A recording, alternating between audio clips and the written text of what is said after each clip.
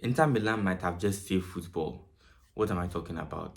Let's forget about the fact that if Barcelona had qualified, they would have gone to the finals and eventually won it, because I do feel they would beat either Arsenal or PSG easily. I don't think there's a doubt about that.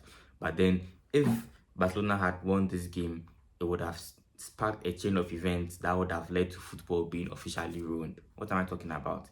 First of all, if they had won this game and eventually won the finals, then it means Rafinha has won the treble. And with his contributions in the Champions League, that is the goals and assists he has, he will definitely be in pole position to win the Ballon d'Or, because we all know that the Champions League is very, very important when it comes to the Ballon d'Or. Secondly, Lamine Yamal is only 17. He's only 17 and he was about to win a treble. Do you know what that does to the football community? It's crazy, and I'm not taking anything away from him or saying maybe he doesn't deserve it or something, but I'm just saying, even Messi and Ronaldo were not doing what he's doing at that age, so that should tell you how special he is. And him winning the treble would have just you know changed everything, in my opinion. That is, it would have been devastating for me for him to win it. I mean, I hate Barcelona. People might say hate is a strong word, but I mean, in football, hate is not like it is like, when it comes to interpersonal relationships. So I'm going to use hate. I hate them so much. Like, I just despise Barcelona. So for their players to performing the way they are right now, you must understand how irritated I am. So I'm very glad that they lost to Inter Milan. And let me get into the match. This is one of the best UCL games we've seen over the past couple of years. Let's be honest. How many games have been this entertaining? Um, I told some people at work, that Atletico Madrid showed like they showed the world the game plan to beating Barcelona. It's not an easy game plan, but if you are able to follow it, you can do it. All you have to do is, be disciplined when you're defending. You have to counter attack them. There's no way you're going to play possession against Barcelona. I mean, first of all, they are playing high line, which is supposed to help them, retain possession and all and create big chances. They have Lamine Yamal there who creates chances anyhow. Like, he just creates magic. Like, he creates chances out of thin air, So you can't expect to, outscore Barcelona. And looking at Inter Milan's shape, there's no way they can, try to, go out on their front foot against Barcelona. So their approach to the game was actually the best they could have done. And it worked out for them. You need disciplined players. We don't have disciplined players. We have Langley in defense, we have Javi Galan. We don't have disciplined defenders.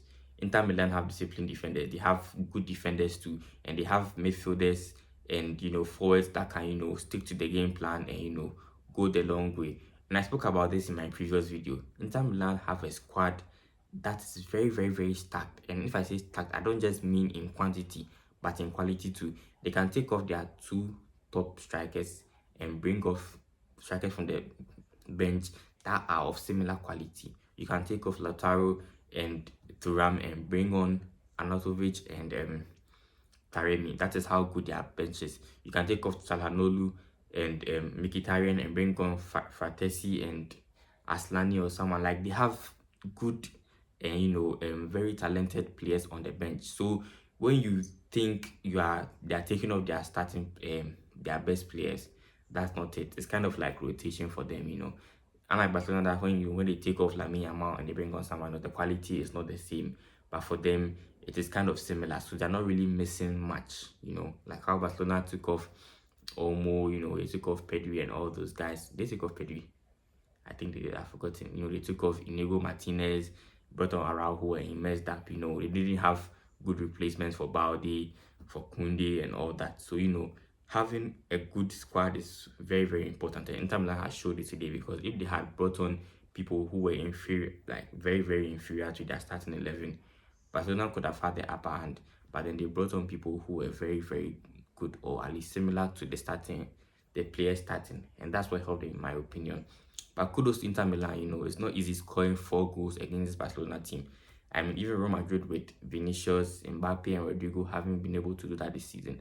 Scoring 4 goals against Barcelona team and winning the game is not easy at all.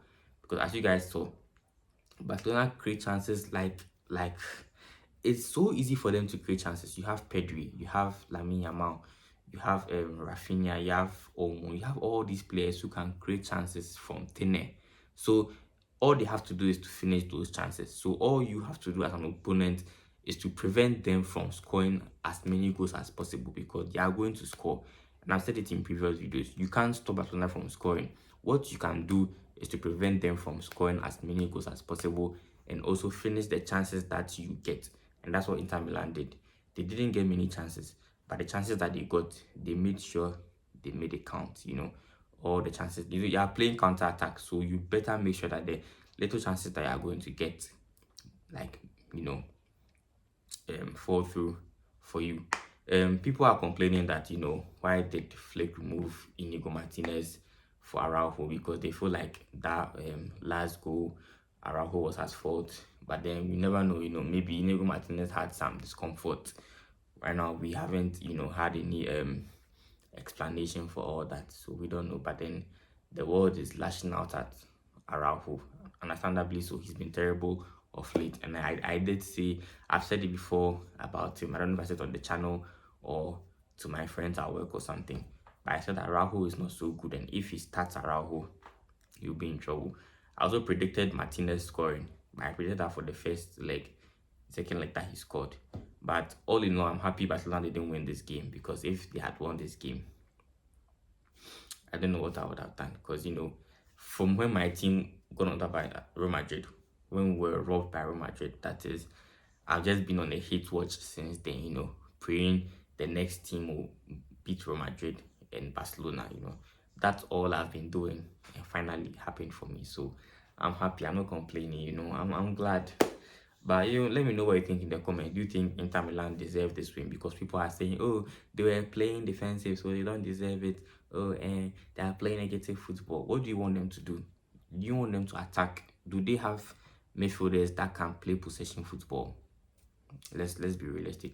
People play to their strengths. So why are you angry that they play to their strengths? It doesn't make sense. So let me know what you think in the comments. Do you think they deserve it? Do you think Barcelona were robbed? Because Flick was also saying that all the 50-50 decisions were going against Barcelona. So what do you guys think? Let me know in the comments. I'll be reading it, and I hope to interact with you guys in the comments. Peace.